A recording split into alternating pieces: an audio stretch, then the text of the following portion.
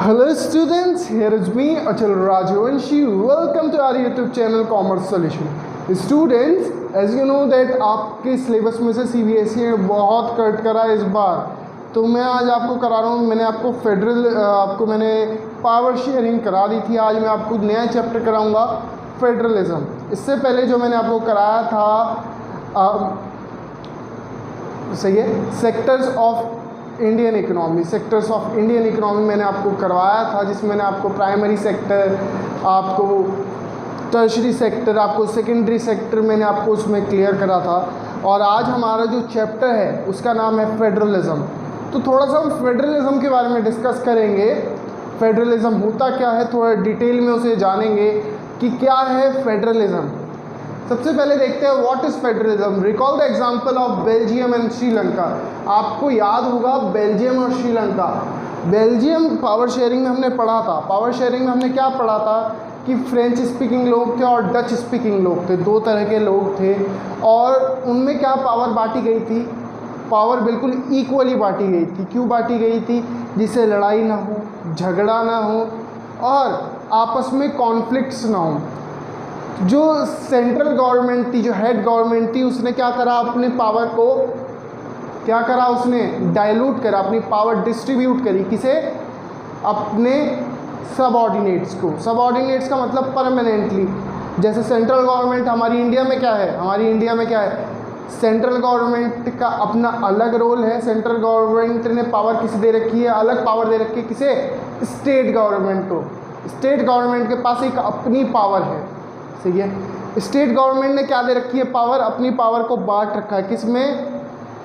Local government में। Local government जैसे हमारी डिस्ट्रिक्ट, मेरठ की डिस्ट्रिक्ट है, मेरठ की डिस्ट्रिक्ट गवर्नमेंट एक अलग गवर्नमेंट है, सही है। हम यहाँ पे कह सकते हैं जो यहाँ का सांसद है, सरकार उसकी है। जो यहाँ पे इस एरिया में विधायक है, उसकी अलग पावर है। तो पावर क्या है, डिस्ट्रीब्यूटेड है, सही है, बेल्जियम में।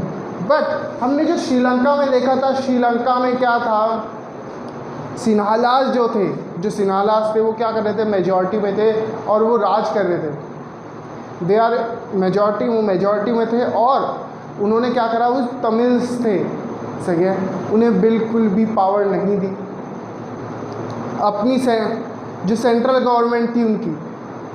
तो उन्होंने जो सेंट्रल गवर्नमेंट को पावर देनी चाहिए, स्टेट गवर्नमेंट को, जो उन्होंने नहीं दी। इस वजह से क्या हुआ, कॉन्फ्लिक्ट्स हुआ आपस में। किन किन के बीच? सिन्हालास और तमिल्स के बीच। तो हमने क्या देखा कि फेडरलिज्म क्या था। फेडरलिज्म का असली मतलब है कि सबको, यहाँ पे हम देखते हैं पहले federalism is a system of government in which power is divided. Federalism एक ऐसी गवर्नमेंट है जहाँ पे हम क्या करते हैं, पावर को डिवाइड करते हैं between a central government and various constituent. Various constituent का मतलब जितने भी वेरियस कॉन्स्टिट्यूएंट्स हैं। वेरियस कॉन्स्टिट्यूएंट का मतलब भारत देश है। भारत देश ने क्या कर रखा है, हमारे पावर को डिवाइड कर रखा है, सही है। किन किन के बीच? आपको पता है जो हमारी मोदी सरकार की गवर्नमेंट है, मोदी की गवर्नमेंट है, उसने क्या कर रखा है, पावर किसे डिस्ट्रीब्यूट कर रखी है, उत्तर प्रदेश को अलग अपनी पावर दे रखी है। उत्तर प्रदेश ने क्या कर रखा है, डिस्ट्रिक्ट को एक अलग पावर दे रखी है। तो ये क्या कर रखा है इन्होंने, federalism is a system of government in which power is divided between central authority and various constituent. Central authority के पास मेन पावर होती है और वो पावर पावर कहाँ और डिवाइडेड होती है, वेरियस कॉन्स्टिट्यूएंट। वेरियस कॉन्स्टिट्यूएंट्स का मतलब स्टेट गवर्नमेंट, लोकल गवर्नमेंट, सही है, जिला पंचायत, यहाँ पावर डिवाइडेड है। तो ये इन्होंने कॉन्स्टिट्यूएंट कह दिया, कॉन्स्टिट्यूएंट यूनिट। आपको इस पैराग्राफ से समझ में आ जाएगा, इस डायग्राम से आपको पूरा क्लियर हो जाएगा कि कैसे कैसे है। आपको पता है सेंट्रल गवर्नमेंट है, सही है, this is state government and this is local government, सही है।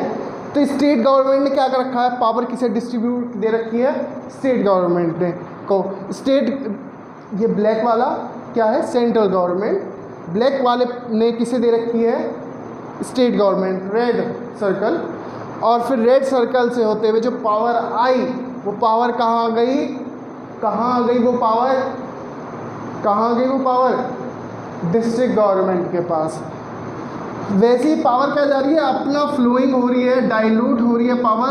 This is called federalism. ये क्या कहलाता है? फेडरलिज्म कहलाता है।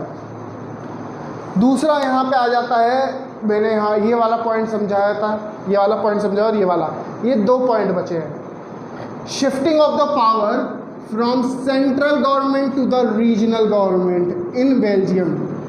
बेल्जियम में हमने क्या देखा था? पावर क्या हुई थी? सेंट्रल गवर्नमेंट से किसके पास गई थी? स्टेट गवर्नमेंट के पास। बेल्जियम में हुआ था। हम पावर को क्या कर रहे हैं? शिफ्ट कर रहे हैं, पावर को डिवाइड कर रहे हैं सेंट्रल गवर्नमेंट से स्टेट गवर्नमेंट में। बट जो अदर सरकारें हैं या अदर आप देखते हैं अदर कंट्रीज़ हैं, वो क्या करती हैं? सेंट्रल गवर्नमेंट क्या करती है? नॉमिनली पावर देती हैं किन्हें? स्टेट गवर्नमेंट को। कहती हैं बस आपके नाम की पावर है। कभी कभी वो जो पावर होती है, कभी कभी जब उनका मन होता है, जब वो छीन लेती है power central government. Central government power देती हैं, सिर्फ नाम की पावर देती है, ठीक है, नॉमिनली पावर देती हैं। और उनके खुद के कुछ रूल्स होते हैं, खुद की कुछ बातें होती है, जिसके पॉइंट पे, जिसके अधिकार से वो कभी भी अपनी जो गवर्नमेंट है, अपनी जो पावर है, कभी भी ले सकती है। किन से? स्टेट गवर्नमेंट से या उनकी डिस्ट्रिक्ट गवर्नमेंट से, सही है, या उनकी सब कॉन्टिनेंट से। तो उनके क्या होते हैं? सबऑर्डिनेट होते हैं। सपोज़ हमारे स्कूल में प्रिंसिपल होते हैं। प्रिंसिपल क्या करते हैं? पावर डिवाइड कर देते हैं कि इस टीचर को ये सब्जेक्ट पढ़ाना है, सही है, पर परमानेंट तो पावर किसके हाथ में रहती है? प्रिंसिपल के हाथ में रहती है। प्रिंसिपल के हाथ में रहती है पावर। प्रिंसिपल क्या कर सकते हैं? कभी भी उनसे वो पावर छीन सकते हैं। वैसे क्या होता है? अदर गवर्नमेंट, फेडरलिज्म नहीं कहलाया जाता। फेडरलिज्म वो कहलाया जाता है जब परमानेंटली हम किसी को पावर दे देते हैं और उससे फिर छीनते नहीं हैं। That is called federalism. Regional government was given the constitution power. देखिए, regional government was given the power of permanent power.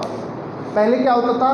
मैंने अभी आपको बताया, पहले क्या होता था? जो भी सेंट्रल गवर्नमेंट होती थी पावर दे देती थी, सिर्फ नाम के लिए पावर देती थी। जब मन करता था, जब वो स्टेट गवर्नमेंट से पावर क्या ले लेती थी? बैक ले लेती थी या वापस ले लेती थी। इससे क्या होता था? बहुत ज़्यादा नुकसान होता था।